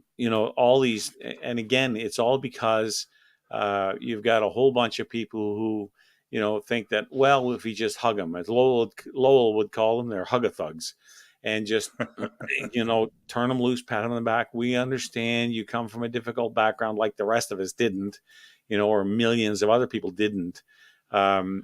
Who don't perform any of these kinds of acts. But I watched a video clip of a woman walking into a store in New York City, and some guy walked up behind her, pulled a knife, and just stabbed her right in the back and walked away. Somebody else getting thrown down a subway station stairs. Now, these are single incidents. But, and I'm not trying to say every corner of New York City is like this.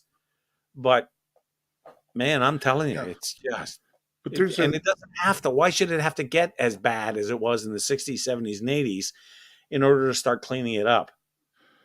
Well, it's these things come full circle. Eventually, people are going to smarten up, and they're going to elect a government that's going to take, for want of a better way of describing it, draconian measures in order to clean things up, and then it'll slip back again. It's as Winston Churchill called it. It's the ultimate unteachability of mankind. That's people just don't learn the lessons, and there are so many things that we could point to where that in fact is manifest right now. But another angle on this that I think that is too often ignored is the mental illness angle as well. Generally, the crime that you've just described, the two incidents where a woman was just stabbed in the back for no apparent reason, or people being thrown down the subway stairs, or being thrown in front of trains. I mean, there was one incident in Toronto recently where a homeless woman was set on fire, and these are largely perpetrated by people who are mentally ill, who frankly shouldn't be on the streets. Well, and again, that's a left wing sort of. It's not right to institutionalize people for something that's beyond their control. That is basically mental illness, and so what people who used to be institutionalized forcibly, are now walking our streets, and they make up a very large percentage of the homeless, and they make up and they're responsible for a fairly significant percentage of petty crime. So you're talking about mentally ill people, and in many cases, you're talking about people who have succumbed to drug addiction, and frankly, we don't do enough. I don't think we do enough to address those two issues as separate from crime in general. No, we don't. And I think that you can blame that on one particular premier here in Ontario, who closed Cedar Rapids or Burris Rapids and Cedar Springs. And for our American listeners, or for our outside of the country listeners, those are institutions where we used to do exactly that. We would take people who were unfit and unable to conduct their affairs in a responsible way and make sure they got their medication and they were looked after. It wasn't like the House of Horrors, from the 18th century, where shock treatments and all that kind of stuff went on. This was just a place where they could be safe, and so could the rest of the population. They just didn't allow them to mix. And I to get back to that, as well as implementing real substantive drug treatment for people who do fall into addiction. Um, those things need to be not just dirty needle exchanges and shooting galleries, but places that have long-term facilities, that allow for people to come and dry out and rebuild their lives to support afterwards. That's the way to go. I mean, too many people just. I think what we're really talking about is a victim industry, where we have people who are making big money on making sure we don't fix the problem, and they draw a lot of money from the government and I'm not even sure what categories to call them, but these are people who are in that system, who are coddling, who are patting them on the back. To give somebody a clean needle is the same thing as giving a drunk a clean glass. Well, you don't help them. All you do is, I don't know, doesn't make sense to me. Well, look, here's the I have to use the word dishonesty of the whole program. The rationale in clean needle exchange and in so-called safe injection sites is that we want to mitigate, or we want to reduce the risk of infection and illness that accompanies sharing needles and et cetera. And the reason that we do it that way is, and this is not my argument, this is what the argument is because unless somebody really wants to get clean and sober, they're not going to. And therefore, let's reduce the harm that they're exposed to, the risk that they're exposed to. And when they want to be rehabilitated, when they want treatment, then we'll be able to give them treatment. And the success rate then would be much higher. And that all, the logic in that applies is sound up until the treatment part. Right. And this is where the dishonesty comes in, is because the very same people who are using the we need to only treat people who want treatment argument to justify the other programs that are in existence aren't providing the treatment facilities. So if somebody actually does want treatment and they go to a safe injection site and they say, I really need help, I need to kick this habit. Right. There's no place for them to go. You're exactly right. Now, why? Because we're spending the money on safe injection sites and needle exchanges. Now, in fairness, treatment programs are going to cost more than safe injection sites and et cetera. But I guess what I would say is people have to stop having the wool pulled over their eyes on this, okay? If your argument is we're just going to keep on feeding their addiction until they either figure it out themselves or they die, which is another real consequence to this whole thing. In the equation. If that's what your goal is, then, that's it. We can't help them, so we're just trying to make their life a little easier. I don't agree with it, but at least it's being honest, okay? But don't tell me that you're going to do all of this other stuff in the hope that they're going to get treatment and then not provide them with opportunity to get treatment. It's a lie. It's a big lie. Here's what I would be a lot more supportive of these shooting galleries if the institution that runs it provided medical grade, let's say heroin, which is a very common drug for people to be involved in, medical grade heroin, because that addiction only has about a 2 or 3 year lifespan and it runs its course. The other thing you do by providing medical grade narcotics is you weed out any of the fentanyl that kills people.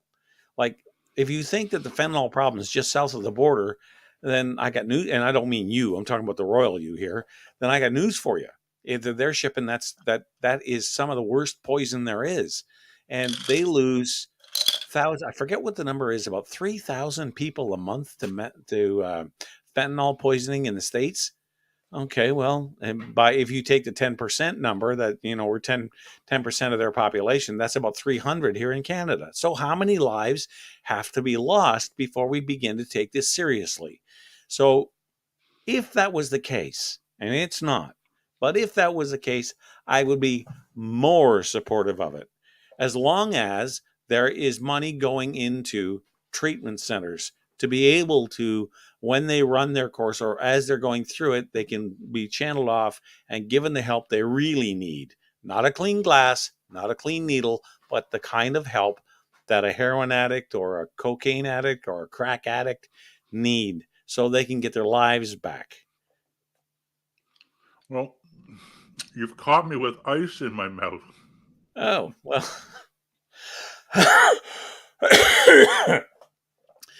I guess the point I'm making is let's give them some real help, not this fuzzy feel good stuff that allows people to draw 6-figure salaries and go to bed feeling good about themselves and don't make a whit of difference.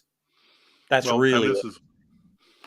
And I would add on to that, Nick. I'm sorry to our audience for that. I would add on to that, Nick, that we have to really engage the private sector in helping to provide these facilities. There are people out there that there are very well-off people who are prepared to be involved in stuff like this to help their communities, help people who are disadvantaged, help people who are struggling. But there are so many roadblocks to doing that. And again, I had a meeting with a group of voters yesterday, seniors, as a matter of fact, and we started talking a little bit about healthcare, and the topic came up about private healthcare, and I said, I don't want to get into a discussion about private versus not private healthcare. It's not an issue in a municipal election, but I will say this: you should know this. This is very important. If I'm a wealthy individual and I want to make a donation to a hospital, I can donate. My donation can be used to buy equipment. It could be used to build a building or rooms in a building, renovate. It could be used to hire researchers, but not a penny of my donation can go to actually hiring doctors or nurses that are providing frontline medical care. And that's the law. To me, that is a perversion of what universal healthcare is supposed to be all about. And so, there are when you have these kinds of rules that make it really difficult for people who have the wherewithal to participate in funding of programs that are actually providing frontline medical services to people who need them. And in this case, we're talking about people with mental illness or people with addiction. But there were just so many loopholes and roadblocks and barriers that it's very difficult to convince private sector donors to get involved. Yeah. So I would personally, and certainly at the municipal level, I'm not electioneering here or anything like that, but I would very much like to see some kind of a dialogue opened up where we're able to find partnerships between private sector and government in order to provide the kind of help that I think is vitally, critically necessary in this area. I couldn't agree. You know what? Of course, there's no arguing with that. And this is something I would expect a real conservative government to do, is to either repeal or change that law to allow for people from the private sector to really make serious contributions to our healthcare system. But what'll happen if they try that? You'll have the unions and the left and all that jump up and down about, oh my God, we're going to get triple P healthcare, and because that's their mantra. Every time you talk. I understand, but my response to that is that there's nothing in what we've just said that precludes the participation of unions.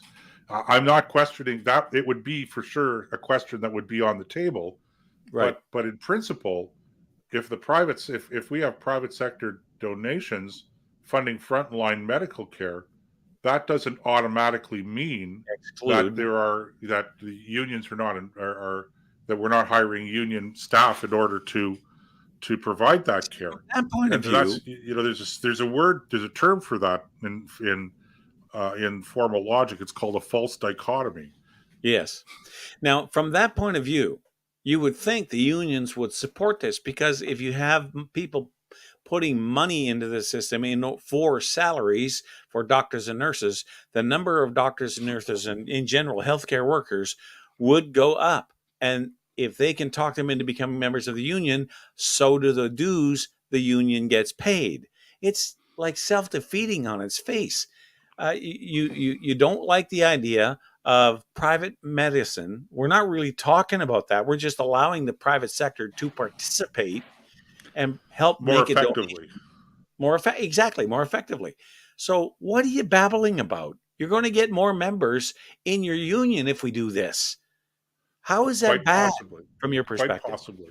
So I, Yeah, I well- would be really cautious in something like this. I would be very careful not to allow myself to be sucked into the union debate. It's an interesting debate. I think it's an important debate to have, but it's a separate argument, a separate debate from what we're talking about now. Yeah, that's for sure. Well, I guess we milked that cow kind of dry. And it's too late. I'm sorry, I was just thinking of You know what I found out the other day? Yeah. I found out that if you eat tinfoil, you sheet metal. Oh, okay. That's one of my best that's- dad jokes. And here's that's not one of your better ones, Nick. It's clever. It's clever, but it's not the kind of joke that we would, repeat at the dinner table in polite company. Now Metal, that's the kind of thing that you guys might have discussed over dinner in the boiler rooms, but well, there's a whole dinner in the boiler room story I'll share with you sometime if I haven't already, but it's funny. All right, I guess that's pretty much going to wrap it up for us tonight, Joseph. Thank you all for participating wherever you are, and we will see you all again next week. In the meantime, ubi caritas et amor, Dea sibi est. Good evening, God bless. Don't let anything disturb your peace, and may you have a fair wind and a following sea.